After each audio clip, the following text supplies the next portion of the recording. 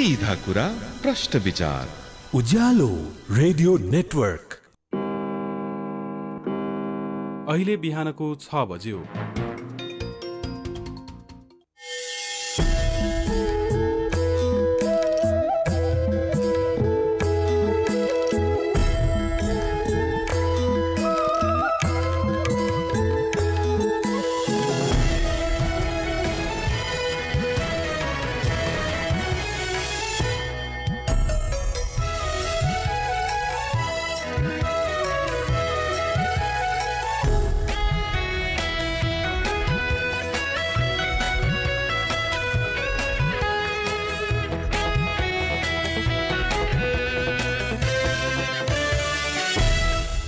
नमस्कार तथा सुप्रभात। उज्यालो रेडियो नेटवर्कसँगै उज्यालो अनलाइन र मोबाइल एप्लिकेशनबाट एकसाथ प्रसारण भइरहेको काया कैरनमा तपाईंलाई साथी मदन पौड्यालसँगै दिपा तिमल सिन्हाको स्वागत छ। आज 2079 साल भदौ 19 गते आइतबार, भदौ शुक्ल पक्षको अष्टमी उपरान्त नवमी तिथि, सन् 2022 सेप्टेम्बर 4 तारिक।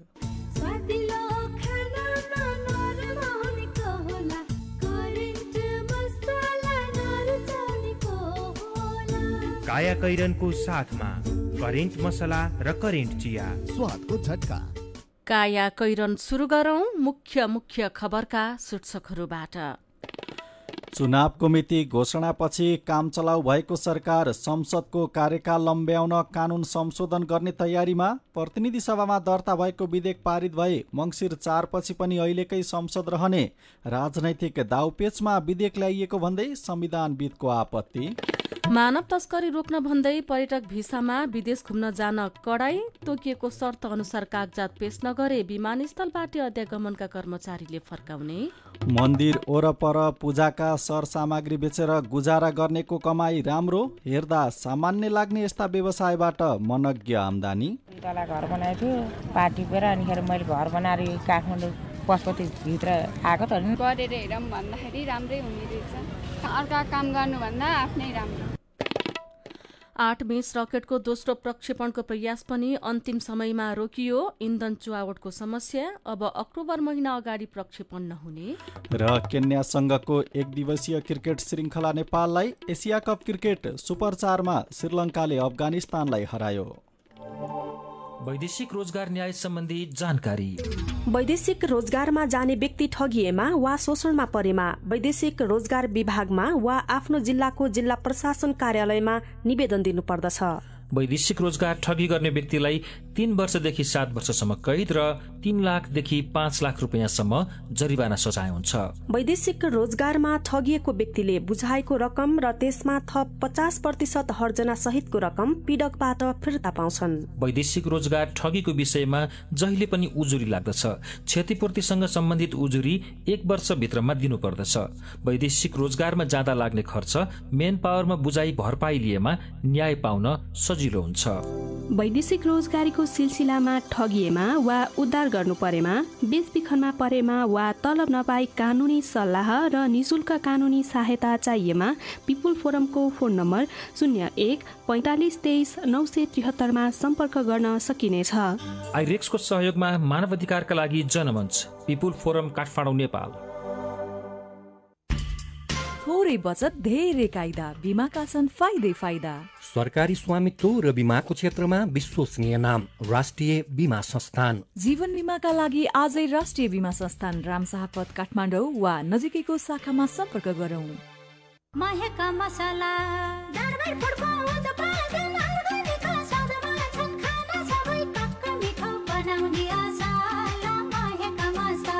दरबार फूड्सको महेक मसाला, दरबार ब्रान्डका नमकिन, भुजिया र दाल मोठहरू अब अन्तर्राष्ट्रिय स्वादमा सर्वत्र उपलब्ध छ।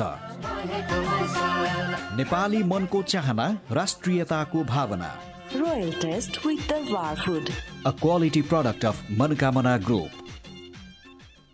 काया कैरनमा अब खबरको सिलसिला। प्रतिनिधि सभा र प्रदेशसभा चुनावको मिति घोषणा भएसँगै काम चलाउ हैसियतमा रहेको सरकारले संसदको कार्यकाल लम्ब्याउन कानून संशोधन गर्न लागेको छ।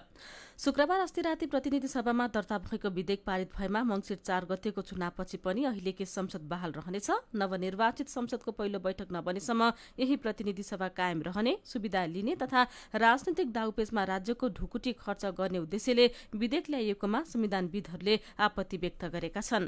प्रतिनिधि सभा र प्रदेशसभा सदस्य छान्न मंसिर 4 गते हुने चुनावका कार्यक्रम समेत शुरू भइसकेको अवस्थामा सरकारले संसदको कार्यकाल लम्ब्याउन लागेको हो। असोज 2 र 3 गते राजनीतिक दलहरूले समानुपातिक तर्फका उम्मेद्वारको बन्द सूची पेश गर्ने कार्यतालिका छ। नयाँ चुनावका लागि उम्मेद्वारी दर्ता हुने भएकाले त्यही दिनदेखि नै संसदको कार्यकाल सकिने घोषणा निर्वाचन आयोगले समेत गरिसकेको छ। संसदको अघिल्लो चुनावमा पनि 2074 साल असोज 29 गते समानुपातिक बन्द सूची पेश हुने भएकाले असोज 28 गते बैठक बसेरै सांसदहरू विदा भएका थिए। गएको पालिका चुनावमा पनि जनप्रतिनिधिहरू राजीनामा दिएर मात्र चुनावी प्रतिस्पर्धामा उत्रिएका थिए। तर यो संसदको कार्यकाल सकिन 2 हप्ता मात्रै बाँकी रहँदा सरकारले चुनावपछि पनि कार्यकाल रहने गरी कानून बनाउन लागेको हो।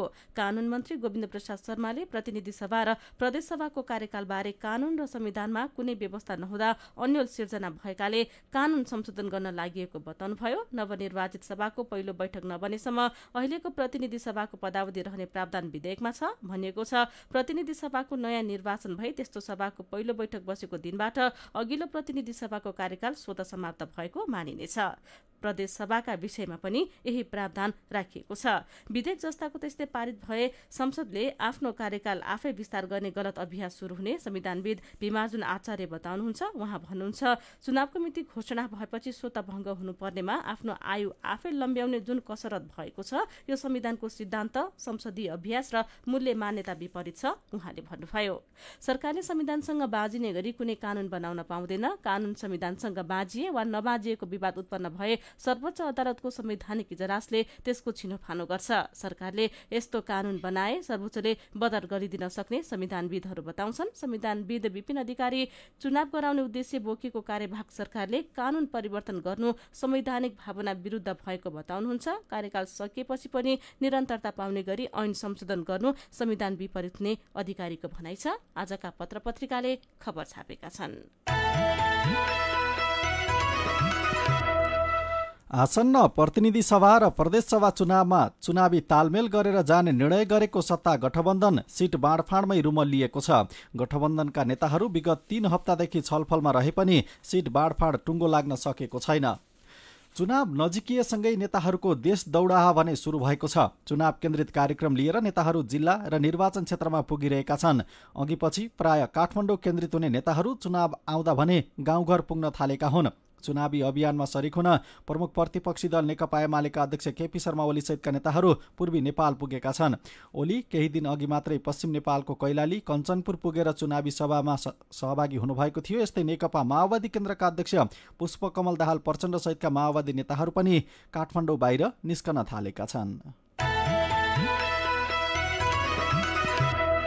मानव तस्करी नियन्त्रणको बहानामा सरकारले नागरिकलाई पर्यटक भिसामा विदेश घुम्न निरुत्साहित गर्ने कार्यविधि जारी गरेको छ। पर्यटक भिसामा विदेश जान वार्षिक कर योग्य आमदानी 4 लाख र विदेश जाँदाका बखत बैंकमा 2 लाख रुपियाँ मौजदात हुनुपर्ने, सरकारलाई कर तिरेको प्रमाण पेश गर्नुपर्ने, भारत, मलेसिया र खाडी बाहेक अरू थप 2वटा देश घुमेको हुनुपर्ने, हवाई टिकट काट्नु अघि अध्यागमन विभागबाट स्वीकृति लिनुपर्ने लगायत शर्त राखेर गृह मन्त्रालयले पर्यटक भिसामा विदेश प्रस्थान अनुमति व्यवस्थापन सम्बन्धी कार्यविधि 2079 स्वीकृत गरेको हो।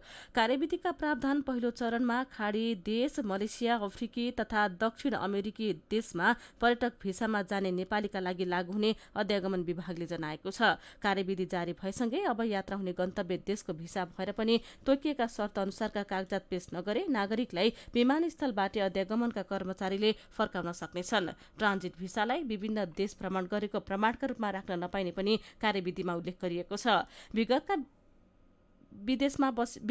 विदेशमा बसेका व्यक्तिको हकमा भारत, मलेसिया र खाडी बाहेक अन्य देशमा कम्तीमा 2 वर्ष बसेको देखिने अभिलेख पेश गर्नुपर्नेछ। नेपालमा आयात निर्यात गर्ने कम्पनी तथा गैर सरकारी संघ संस्थाका प्रतिनिधिले कर चुक्ता गरेको प्रमाण पेश गर्नुपर्ने हुन्छ। विदेश प्रस्थान अघि अध्यागमन विभागबाट स्वीकृति लिनुपर्ने र त्यसका लागि कम्तीमा 1 हप्ता अघि अनलाइन मार्फत निवेदन दिनुपर्ने शर्त राखिएको छ। हालै गृह मन्त्रालयबाट पारित कार्यविधिमा पर्यटक भिसामा विदेश जानेलाई 16 समूहमा वर्गीकरण गरिएको खबर आजको कान्तिपुर दैनिकले छापेको छ।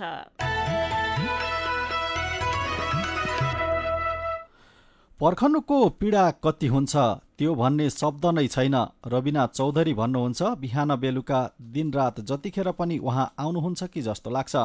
2057 सालमा विवाह हुँदा रबिना 16 वर्षकी हुनुहुन्थ्यो। देशमा सशस्त्र सङ्घर्ष चलिरहेको थियो। बिहे भएको 1 वर्षमा पति किरिम कुमार चौधरीलाई संयुक्त सुरक्षा फौजले बेपत्ता बनायो। कुर्दा कुर्दै 21 वर्ष बिते। सपनामा उहाँलाई देख्छु, किन आउनु भएन यतिका वर्ष भनेर सोध्छु। रबिनाले सुनाउनुहुन्छ, उहाँ चाहिँ हतार छ, पछि आउँछु भनेर जानुहुन्छ। सपनाहरू दोहोरी रहन्छन्, उहाँ आउनुहुन्न। बर्दियाको राजापुर 2 बबरगढीमा जन्मे हुर्केकी रबिनालाई जन्मजातको गरिबीले कहिले लेखपढ गर्ने मौका जुराएन। बेपत्ता खसमलाई वर्षौंदेखि पर्खेर बस्ने रबिना एक्लै भने हुनुहुन्न। देशभर बेपत्ताको तथ्याङ्क फरक छन्। आइसिआरसीका अनुसार 1350 जना बेपत्ता पारिएका छन्। राष्ट्रिय मानवाधिकार आयोगको प्रतिवेदनले भन्छ बेपत्ताहरूको संख्या 900 छ। बेपत्ता पारिएका व्यक्तिहरूको छानबिन आयोगमा खोजी पाऊ भनेर 3200 उजुरी परेको छ। अहिले संसदमा छलफलका क्रममा रहेको संक्रमणकालीन न्याय सम्बन्धी संशोधन विधेयकमा जबरजस्ती व्यक्ति बेपत्ता पार्ने कामलाई मानवाधिकारको गम्भीर उल्लङ्घनका रूपमा परिभाषित गरिएको छ, जसमा पीडकलाई क्षमादान दिन नहुने ऐनमा उल्लेख छ। बेपत्ताका सवालहरू शीर्षकको यो खबर कान्तिपुर दैनिकले छापेको छ। सिन्धुली, मकवानपुर, सर्लाही, रौतहट, बारा, पर्सा, चितवन, नवलपरासी पूर्व र आसपासका केही ठाउँमा ठूलो पानी परेको छ। मरिन, लालबकैया, कर्रा खोला, रिउखोला लगायत यी जिल्ला भई बहने साना नदीमा आकस्मिक बाढी आउन सक्ने भएकाले सतर्कता अपनाउन बाढी पूर्वानुमान महाशाखाले आग्रह गरेको छ। यसैबीच अहिले काठमाडौँसँग जोडिएको मुख्य राजमार्ग 9 बिसे मुगलिन र मुगलिन नारायणगढ सडक खण्डमा पनि सामान्य रूपमा गाडी चलिरहेका प्रहरीले जनाएको छ। काया कैरनमा रिपोर्टसँगै खबरहरू बाँकी नै छन्, सुन्दै गर्नुहोला। सुरक्षित र समृद्ध होस् जिन्दगीको सेरोफेरो, भोलिको लागि सोच्नु पर्ने कर्तव्य हो तिम्रो मेरो।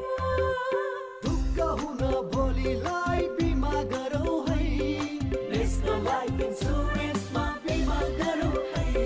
विगत 35 वर्षदेखि सञ्चालनरत नेपालकै पहिलो अग्रणी जीवन बीमा कम्पनी, नेपाल सरकारको पूर्ण स्वामित्व रहेको राष्ट्रिय वाणिज्य बैंक प्रवर्धक रहेको national life insurance company, Ajimpat, Kathmandu. देखेर तिमीलाई हेरेर तिमीलाई तिमीलाई तिमीलाई।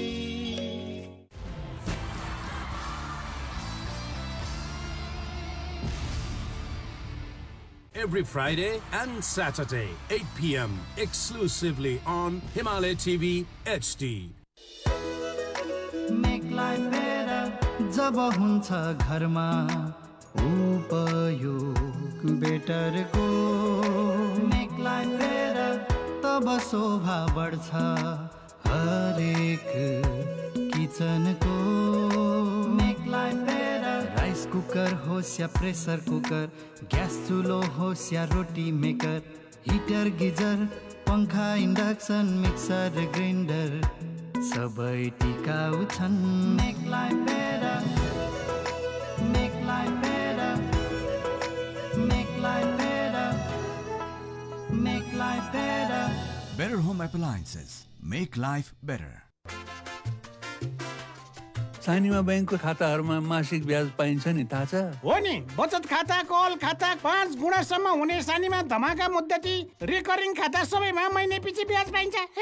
त्यसो भए सानीमा बैंकको 5 गुणासम्म हुने मुद्दती खाता भनेको के हो त? न्यूनतम अवधिमा 5 गुणासम्म हुने सानीमा धमाका, सानीमा रेमिटेन्स धमाका मुद्दती खाता हुन्। सानीमा रेमिटेन्स धमाकामा त 5.79 वर्षमा 2 गुणा तथा 13.45 वर्षमा त 5 गुणा हुन्छ नि। अनि मासिक बचत गर्ने रिकरिङ खाताको बारेमा थाहा छ त? किन नहुनु, मासिक प्राप्त हुने ब्याज तथा किस्ता रकम मुद्दतीमा नै क्रमिक रूपमा जम्मा हुने रिकरिङ खाता हो। यसमा भविष्यमा ब्याज दर घट्ने चिन्ता पनि हुँदैन। अनि उच्च प्रतिफल पाउने खाता चाहिँ रिकरिङ खाता तथा 5 गुणासम्म हुने मुद्दती खाताहरू हुन्। बचतमा नि बचतमा सानीमा सुपर सेभिङमा त 8.03% ब्याजका साथै रु 5,000 सम्मको निशुल्क होल बडी चेकअप सुविधा पाइन्छ। धेरै बुझेका रहेछौ।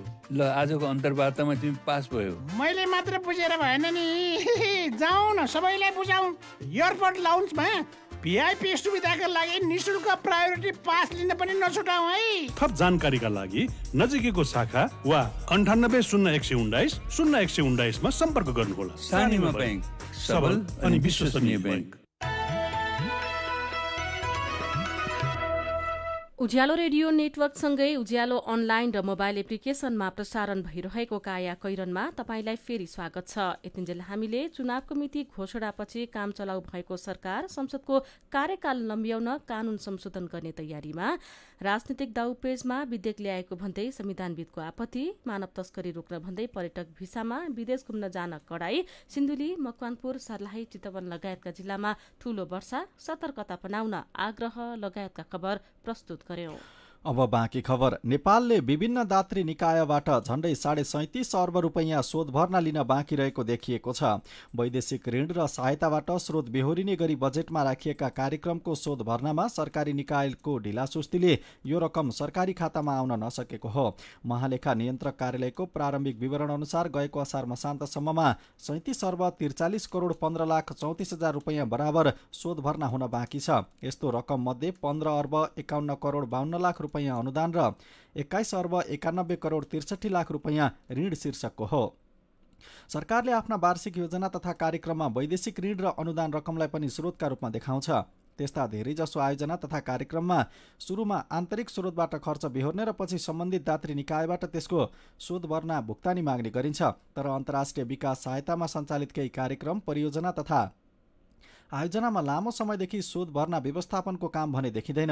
सरकारी निकायको हेलचेक्राइ र दात्री निकायका झन्झटिला मापदण्डले समस्या रहेको छ। शोध भर्नामा ढिलाइको असर सरकारी कोष र मुद्रा सञ्चितमा पर्ने गरेको छ। यसैबीच नेपाल राष्ट्र बैंकका गभर्नर महाप्रसाद अधिकारीले पछिल्लो समय अर्थतन्त्र सुधारोन्मुख अवस्थामा रहेको बताउनु भएको छ। गएको असारमा रेमिट्यान्स बढेको र पर्यटक संख्या पनि बढेकोले विदेशी मुद्रा सञ्चित बढ्दै गएको उहाँको भनाइ छ। मन्दिर वरपर पूजाका सरसामान बेचेर गुजारा गर्नेहरू धेरै छन्। कसैले फूलपाती बेच्छन् त कसैले दुनापा, टपरी र प्रसाद। हेर्दा सामान्य लाग्ने यो व्यवसायबाट धेरैले राम्रो आम्दानी गरेका छन्। महेश केवालीको रिपोर्ट। लान्न फूलहरू चाहिन्छ नानी, यतैबाट बेलपत्रहरू चाहिन्छ। काभ्रे 5 खालकी कान्छे भुजेलले पशुपतिनाथ मन्दिर जाने सडक पेटीमा बसेर बेलपत्र र सालको पात बेच्न थालेको 20 वर्ष भयो।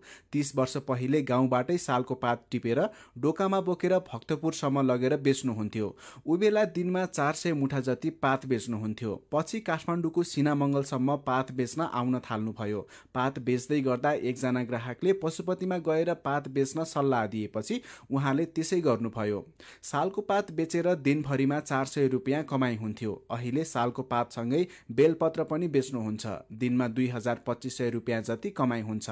पात बेचेकै पैसाले छोराछोरी हुर्काउनु भयो, पढाउनु भयो। पात बेचेरै कमाएको पैसा जम्मा गरेर 5 खालमा 2 तले घर पनि बनाउनु भएको छ। अर्को तल फेरि बनाएको त्यसै गरेर त्यही पात टिपेर बनायो। अनि बनाएको थियो 2 तला घर बनाएको थियो।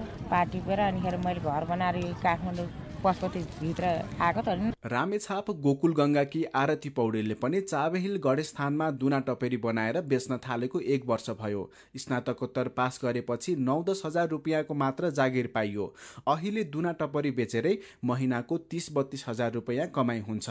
उहाँलाई अरूको जागिर गर्नुभन्दा आफ्नै व्यापार ठिक लागेको छ। के हुँदो रहेछ यसमा गरेर हेरौँ भन्दाखेरि राम्रै हुने रहेछ। काम गर्नु अर्का काम गर्नुभन्दा आफ्नै राम्रो। आफ्नो व्यवसाय गरेर खानु त्यो त गर्वको कुरा हो नि, लाज मानेर भएन। चाबहिलकी सुनिता सत्याल पनि पशुपतिनाथ मन्दिरमै फूलमाला बेच्नुहुन्छ। उहाँले फूलमाला बेच्न थालेको 25 वर्ष भयो। काठमाडौँको स्वयम्भूबाट फूल ल्याउनुहुन्छ। माला चाहिँ केही भारतबाट आउँछन्, केही काठमाडौँमै बन्छन्। 4 थुङ्गा फूलको 20 रुपियाँ र पूजाको टोकरी 500 रुपियाँमा बेच्नुहुन्छ। दिनमा 2500 रुपियाँको कमाइ हुन्छ। फूल बेचेरै कमाएको पैसाले 3 जना छोरी हुर्काउनु भयो। अहिले चाहिँ अब त्यो बेलाको भन्दा अहिले त धेरै नै अब आनन्द नि बच्चाहरू नि हुन्थ्यो। टेन्सन भएन नि त, अलिक ठुला भए अब अनि मलाई त्योबाट चाहिँ अलिक सन्तोकै छ। धन सम्पत्ति जे भयो नि बच्चाहरूलाई त्यहाँसम्म पुर्याइदिएँ। मेरो अब सम्पत्ति भने नि धन भने नि त्यही नै हो।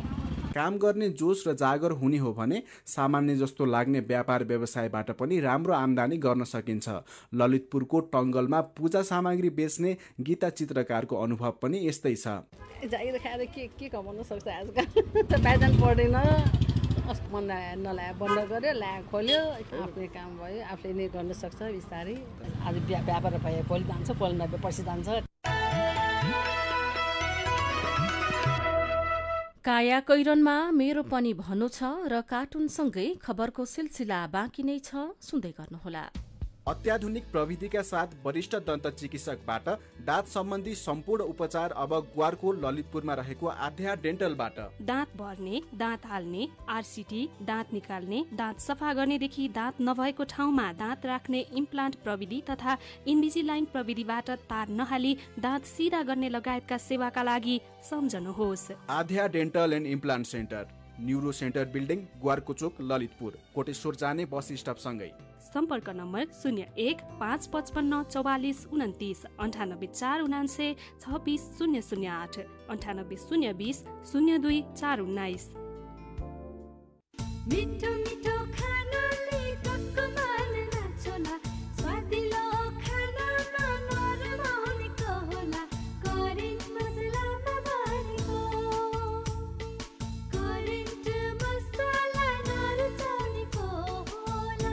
Hygienic, tasty and fresh Trimurti industries private limited Rupandehi बुटवलद्वारा उत्पादित करेन्ट चिकन मसला, सब्जी मसला, चाउमिन मसला, मोमो मसला, चाट मसला, गरम मसला र अन्य विभिन्न मसलाहरू। करेन्ट मसला, स्वादको झट्का।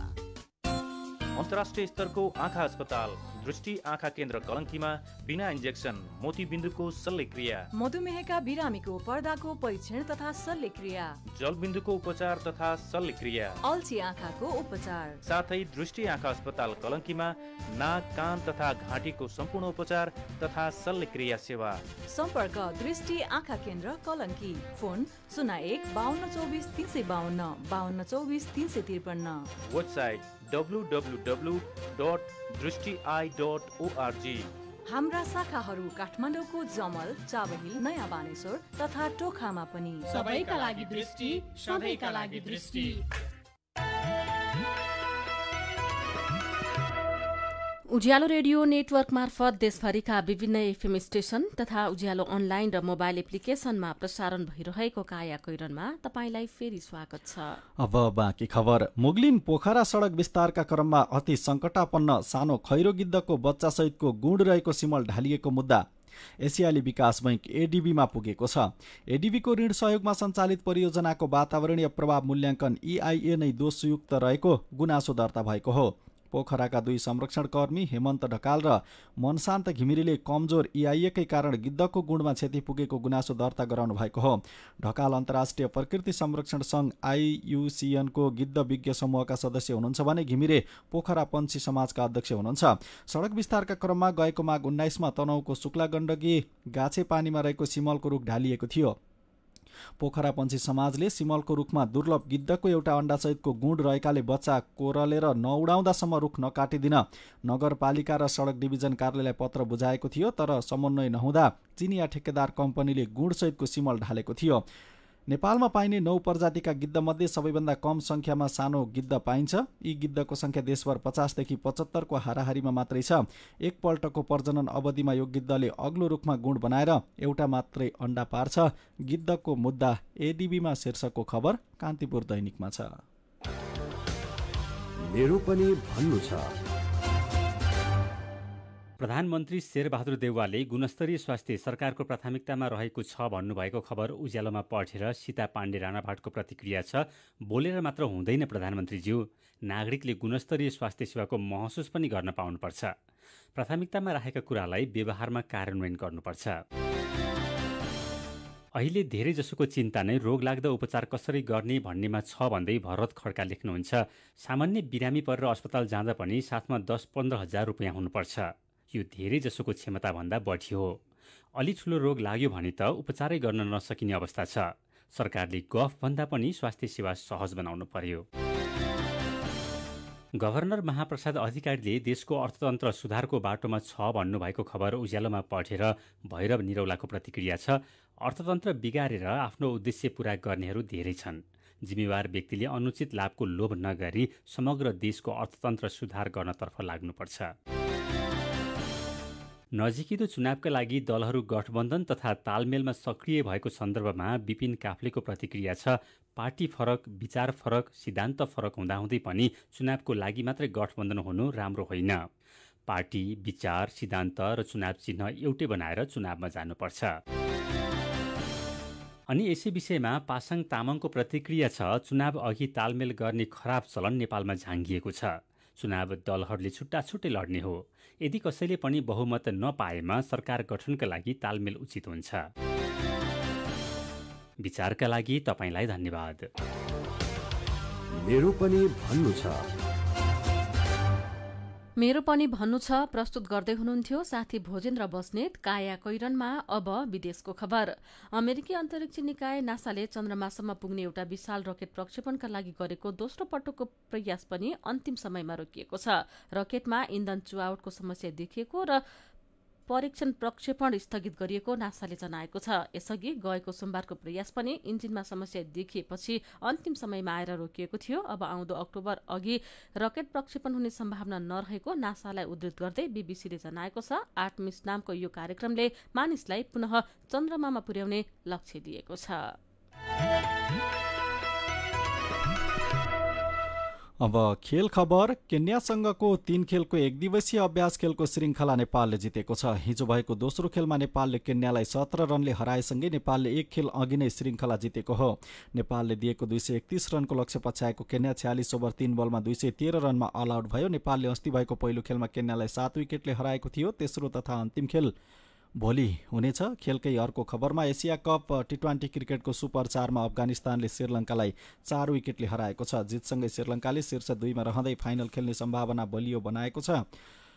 श्रीलङ्काले अब मंगलबार भारतसँग खेल्नेछ। आज भारत र पाकिस्तान बीच खेल हुनेछ। सुपर 4 का खेलपछि शीर्ष स्थानमा रहने दुई टोलीले फाइनल खेल्नेछन्। यस्तै खेलको अर्को खबरमा इङ्ग्लिस प्रिमियर लिग फुटबलमा चेल्सीले वेस्ट ह्यामलाई हराएको छ। घरेलु मैदानमा 1-0 गोलले पछि परेको अवस्थालाई उल्ट्याउँदै चेल्सीले वेस्ट ह्यामलाई 2-1 गोलले हराएको हो। जितसँगै चेल्सी अङ्क तालिकाको 5औं स्थानमा उक्लिएको छ।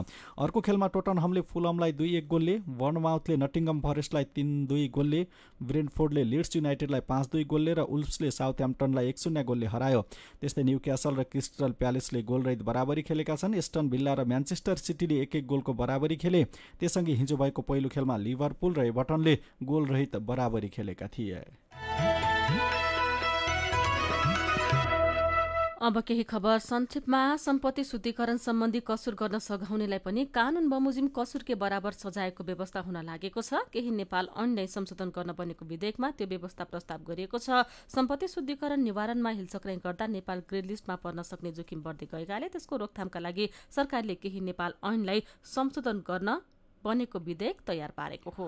काठमाडौँ महानगरपालिकाका मेयर बालेन्द्र शाहले सुरु गरेको अवैध संरचना भत्काउने काम देशका विभिन्न पालिकाले पनि अनुसरण गर्न थालेका छन्। यति बेला नगरभित्रका अव्यवस्थित संरचना भत्काउने र अन्डरग्राउन्ड खाली गर्न पालिकाबीच प्रतिस्पर्धा नै सुरु भएको छ। देशका मुख्य शहरका पालिका अवैध संरचना भत्काउन तातेका हुन्। अवैध संरचना भत्काउने अभियान देशैभर काठमाडौँले सुरु गरेको काम अभियानकै रूपमा अन्य पालिकाले पनि पछ्याउन थाले शीर्षकको खबर नयाँ पत्रिका दैनिकले छापेको छ।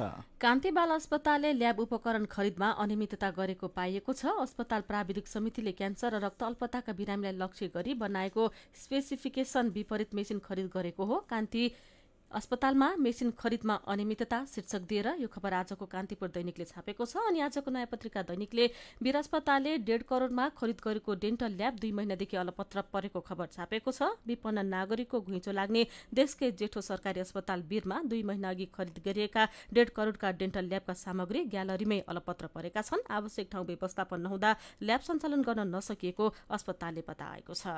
सरकारले सप्तकोशी नदीमा आएको बाढीबाट प्रभावित 3 जिल्लाका 16वटा ओडालाई विपद संकटग्रस्त क्षेत्र घोषणा गरेको छ। सप्तकोशी नदीमा गएको साउन 17मा आएको भेल बाढीबाट प्रभावित उदयपुर, सुनसरी र सप्तरीका 4 नगरपालिकाका 16वटा ओडालाई गृह मन्त्रालयले पुष मसान्तसम्मका लागि विपद संकटग्रस्त क्षेत्र घोषणा गरेको हो। काया कैरनमा अब पालो उखानको।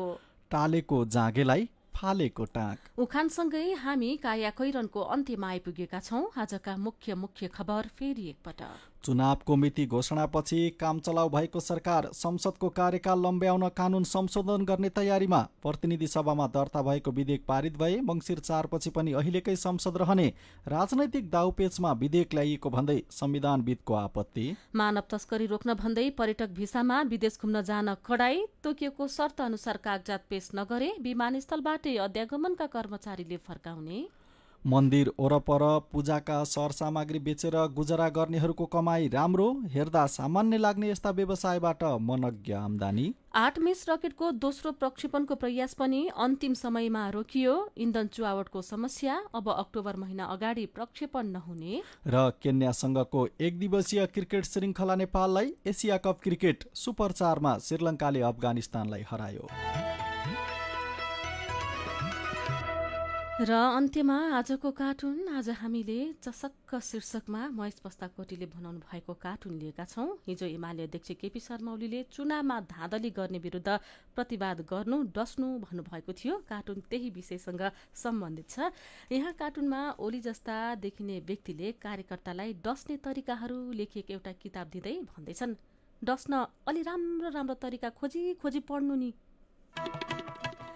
आजको काया कैरन सकिएको छ। उज्यालो मोबाइल र अनलाइनमा प्रसारण भइरहेका रेडियो र अनलाइनका सामग्री भाइबरमा पनि उपलब्ध छन्। काया कैरनबाट प्राविधिक साथी प्रवीण श्रेष्ठसँगै हामी पनि बिदा माग्छौं। घर बाहिर निस्कने बेलामा मास्क लगाउन नबिर्सौं। नमस्कार।